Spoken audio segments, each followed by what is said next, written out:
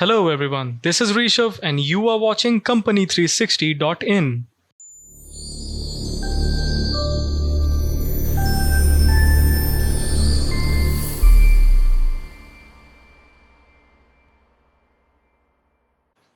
Today's topic is, can we copyright of religious syllable, chants and mantras? Why this topic? Let us first know how this came into light. Around September 2020, a few Twitter statuses shared by Swami Vaishampayan was in the limelight when Swamiji's posts about his experience of chanting Ganesh Atharvashirsha was confronted on the ground that Ganesh Atharvashirsha has been copyrighted by T-Series and Royalty Network, an American company. This whole incident has raised a debatable issue. That is, why copyright claims be entertained when it comes to the greater treasure of Vedic wisdom passed on since centuries through Shrutis and Smritis in Gurukuls all over India?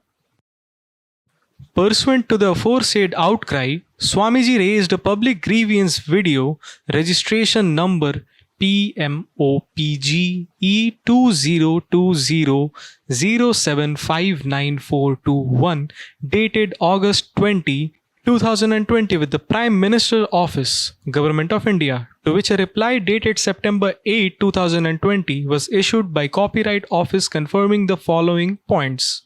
That as per records available in the Copyright Office, no work under the title Vedic Chanting Mantras including the sacred Ganesh Atharvashirsha has been registered under the Copyright Act 1957. That Vedic scriptures and mantras are the part of traditional knowledge in public domain which is not subject matter of copyright. In light of the copyright issue raised and clarification provided by the Copyright Office, Government of India, it would be appropriate to address some important questions relating to copyright and understand the extent of copyright protection available to a work. Can chants and mantras be copyrighted? Chants and mantras are age-old Vedic wisdoms which are used, performed, reproduced by humans for peace and/or communication, pray with the Almighty. Since such chants and mantras are being used since centuries, therefore no copyright can be claimed on the literary content of these chants, mantras or any other shlokas or other content which is being used by mankind since centuries, especially such content which has religious, spiritual value or has been derived from the knowledge vault of a religion. Can performance of the chants and mantras be copyrighted? Yes, the performance of the chants and mantras can be copyrighted at sound recording or cinematograph film, which as individual entity intends to perform any chants, mantras, slokas or any other religious or spiritual content derived from the religious wisdom, then such performance by the individual entity can be protected, registered as a copyright. To what extent such copyright protection can be claimed on the performance of the chants and mantras? Where a performance is performed, recorded, and protected or registered by the individual or entity, then the copyright protection can only extend over the use of such performance as performed by the individual or entity. The individual or entity will not be able to restrict any third party from performing these chants and/or mantras. However, third parties can be restrained from using that specific recording created or performed by the individual or entity.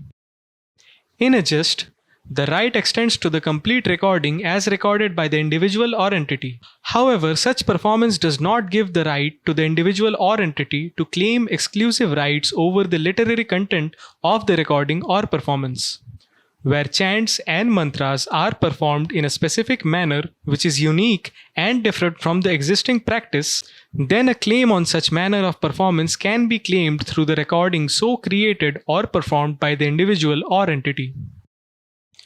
Can the performer claim exclusive rights on the content of the performance?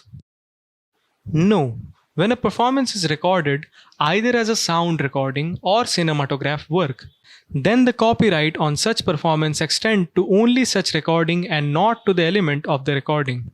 Each element of the recording, if copyrightable, can be protected separately under different categories such as literary work, the content, musical work, the music notes used, etc. Anybody who wishes to perform these chants or mantras or slokas and other works related to religion cannot be denied the liberty to do the same, as these works are derived from the knowledge vault of the religion and have been in use since centuries.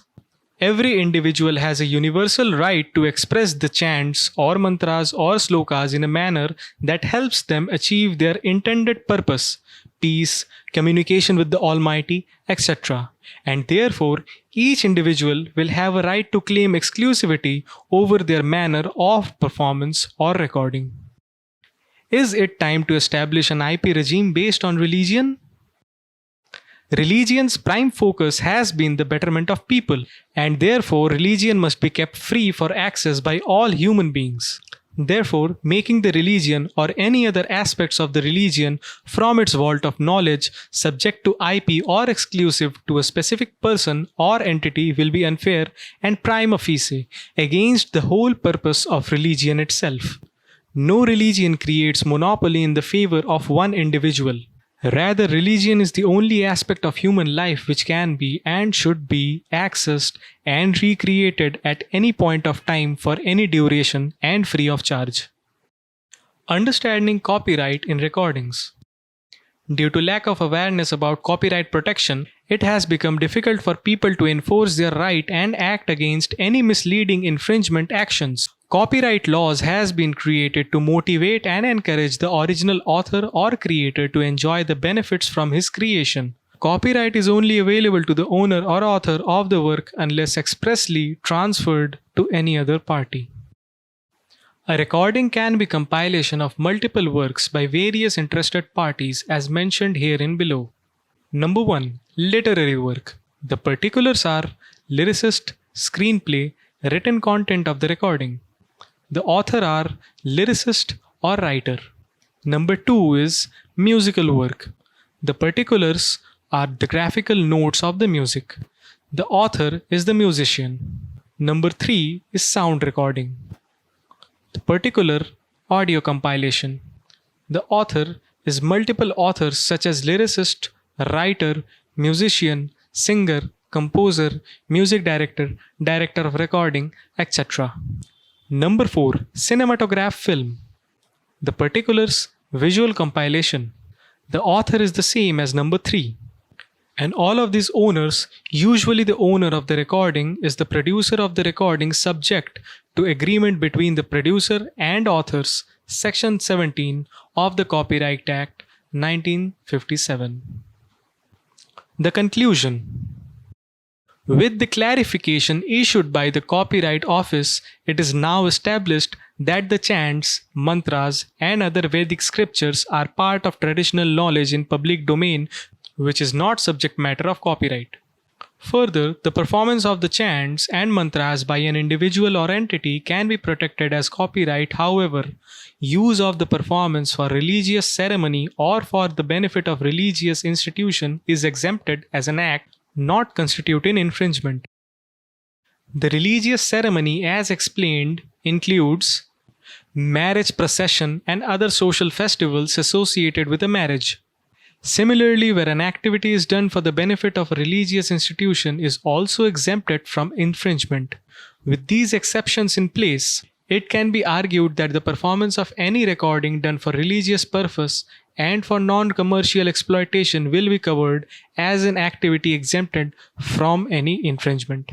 However, a copyright will vest with the individual or entity which created a recording bearing performance of the chants or mantras to exclusively use that particular recording created by them, and an unauthorized use of such recording by a third party can infringe upon the rights of such individual or entity. Want to get your performance copyrighted? Company360.in provides you with all the necessities required for this procedure for a very reasonable price. Thanks. If you still have some questions, feel free to put them down in the comments section. Or you can contact us through these given contacts on your screen. Our team would be glad to help you.